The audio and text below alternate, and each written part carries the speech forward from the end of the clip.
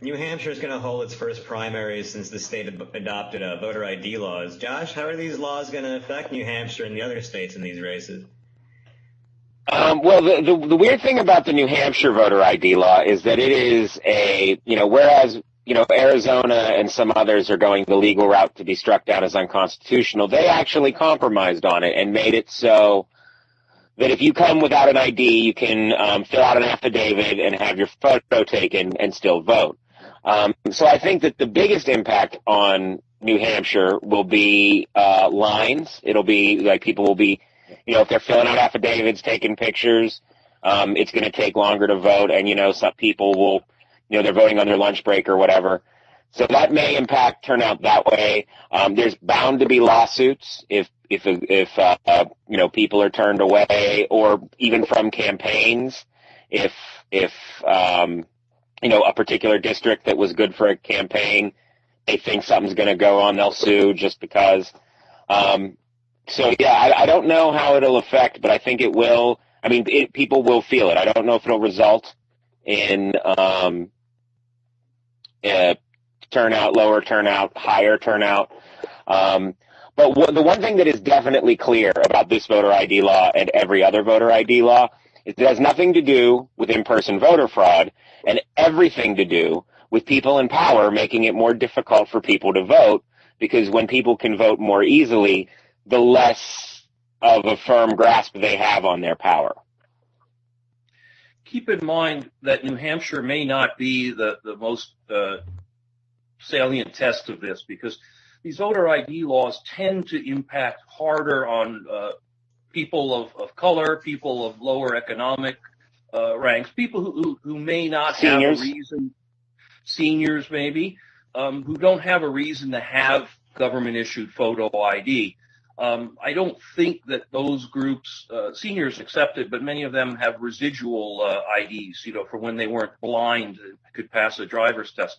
And so I think, New Hampshire isn't a state where minority or low-income votes are as big a thing as maybe South Carolina, for example, where those voting blocks are very important. And states like where those states are, I think the voter ID things are going to get a lot harder and bring forward a lot more lawsuits. That said, if you lose, you're going to turn around and look for every advantage you can. And in America, that means suing someone. So, yeah, we'll see those lawsuits. Well, as these laws were being passed, there was a lot of concern that this is another Republican, attempt to steal the election away by focusing another law on these specific types of voters. Peter, do you anticipate that this will have a significant impact, or do you think that are there other ways that maybe we're missing that the Republicans are trying to steal elections this time around? Well, they're getting the playbook done, and it's basically you start with things like voter ID laws, and that trims off a portion of the population, and then you do gerrymandering so that you dilute the votes of people that your opponent is going to do, or you concentrate them in a way that is advantageous to you. You try to manipulate things. You try to get polling places that aren't on bus routes so that it's harder for people to get there. You try to get the hours compressed. I mean, there's a whole list of tricks that the Republicans have employed, and with some success. So I suspect they'll have come up with something new and even more clever this time around. But absolutely, voter suppression is an issue in our country. And it certainly will be an issue in many of the races, in the primaries, and of course the general election in particular. Josh, how big an issue do you think voter suppression will be this time around? I think it could be pretty big. Here's the thing with the Republicans and not knowing about who their candidate's going to be or anything like that. It's starting to look increasingly though like it's going to be Donald Trump.